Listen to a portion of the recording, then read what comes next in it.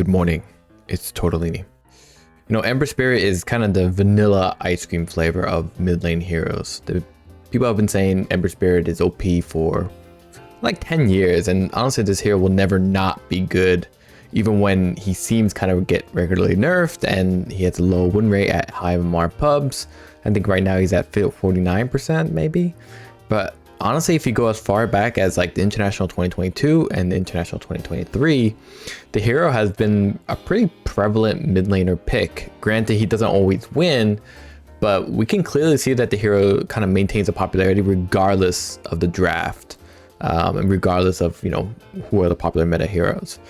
In general, I would say the hero is always suitable for most public games because of his flexibility in playstyles, kind of drafts and itemization, and that comfort also extends to his ability to almost scale regardless of the duration of the game, and in view of the variety of types of damage he can deal in the most guaranteed way possible, aka Slate of Fist. He doesn't exactly slouch against some matchups unless you're playing against, let's say, a Huskar, in which case you're just going to wash your hands of the whole laning stage, and there's no real way to kind of beat OD, Viper, Sniper. These are also heroes that you are just annoying for you as an Ember Spirit to play, to deal with. So I would say in those cases, prepare yourself for a time where you'll shove the lane and just go jungle. You saw this guy here, he pushed the lane up, and then he Fire Remnant off to the jungle. And that's one thing about Ember Spirit, honestly. He can recover from bad lanes and bad matchups. You already know about using your Fire Remnant at level 6, maybe to go back to base to refresh your bottle if you missed a rune. You can also use a Fire Remnant to actually guarantee the rune, as you saw his attempt there. Honestly, you can also just, you know, rely on stacked jungle camps with your Flame Guard after safely shoving the wave. So right there's kind of a lot of leg room for Ember Spirit during the laning stage, both with the safety of Sleight of Fist to help with harassment and damage in lane, but also with Flame Guard and accelerating your farm both in lane with early creep kills and when running to your jungle to safely farm when the lane is no longer safe. That flexibility also extends to your matchups if you're against the magic based heroes who can wipe out your shield easily, like Zeus we see in this matchup is quite frustrating to deal with, or Keeper Light. That might actually justify a little bit maxing your Sleight of Fist first, just because the Flame Guard doesn't last very long if you have a freaking Zeus zapping your ass 24/7. So Ember Spirit has a lot of redundancies that serve both for proactiveness and safety. Sleight of Fist helps you disjoint spells, got a very good range as well. It's also a big damage dealer, right? Does extra damage to heroes. That can also serve to help set up kills with your Searing Chains, whereas Flame Guard helps you farm very quickly, but evidently helps mitigate the magic damage you might receive. Searing Chains is obviously a great debuff on enemies, right? But it can also be used to maybe finish fleeing enemies off, since you know, has a little bit of residual damage towards the end. That flexibility and applicable abilities and how they play off one another kind of gives Ember Spirit just a lot of wiggle room to adjust and adapt what his team needs. The only thing that that doesn't change for Ember Spirit is his responsibilities as a mid laner. I would honestly say the true way to lose with Ember Spirit is to do nothing. He's not a passive hero that just wants to farm. Not only do most of his abilities have low cooldown, but Fire Remnant allows you to maneuver around the map heavily while wasting very little time doing that.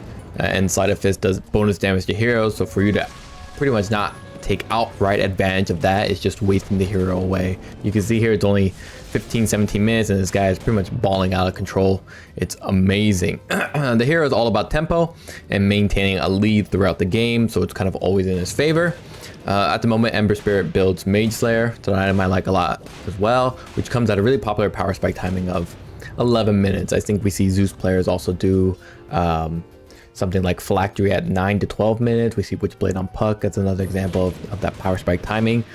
But honestly, for this Ember Spirit, you know, you can even fight earlier than 11 minutes. Around 11 minutes, you pretty much have a maxed out Flame Guard and Sleight of Fist. So with those abilities, you can swipe the side lanes and literally Fire Remnant back to base or back to the lane to continue your farming.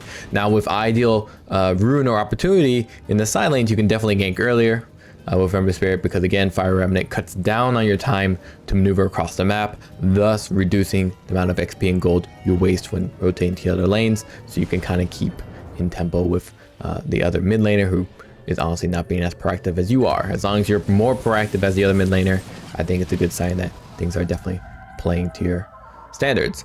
Your malleability and taking opportunities as they come up, adjusting to poor lanes to stay on top, and comfort in adjusting your skill build, right? Slate of Fist or Fan Guard, depending on your circumstances. It just really highlights how much Ember Spirit can play around the game. It is more of a testament to how good the player can be. For example, a player I like to watch a lot is both Stormer as well as evidently Quinn from Gaming Gladiators. I Annihilate also is a big fan of Ember Spirit, so definitely check out those guys. Lastly, Ember Spirit's late game itemization is pretty adjustable as well. Most of the time it's Mage Slayer, Maelstrom, Glipnir. You're about to see the value here. For obvious reasons, all these items fulfill both sides of Ember Spirit. Thanks to, let's say, Sleight of Fist, these items are really amplified in their applicable value. Mage Slayer applies to everyone it hits, reducing their magic damage, helping Ember's Flame Guard just last a bit longer and thus deal more damage. There's a great damage over time effect as well on Mage Slayer, so that's really nice. Maelstrom has a higher chance to proc Chain Lightning since Sleight of Fist hits multiple opponents, but also is a great tool for obviously farming on top of your Flame Guard and Sleight of Fist. Glipnir is just like your Searing Chains, right? You can cast Glipnir during Sleight of Fist for that extra range and reach. But even items like, Desolator and Data List are not that common, but are also amplified by Sleight of Fist and Shiva's Guard. Another great and comfortable item to cast with the safety, because again, Sleight of Fist gives you more reach and applicability without being able to be targeted. In terms of defensiveness, the weak point for Ember Spirit is being prevented from using Fire Remnant to escape.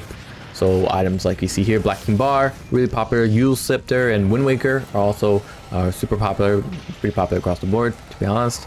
Manta Disperser, they're all items that kind of help you in case of an emergency, right? They have Dispels, they have some Disjoint Miss, they have displacement or adjustment in terms of positioning. Lastly, really late game is really whatever your heart desires, right? Octarine Core is a good one that I like to pick up a lot.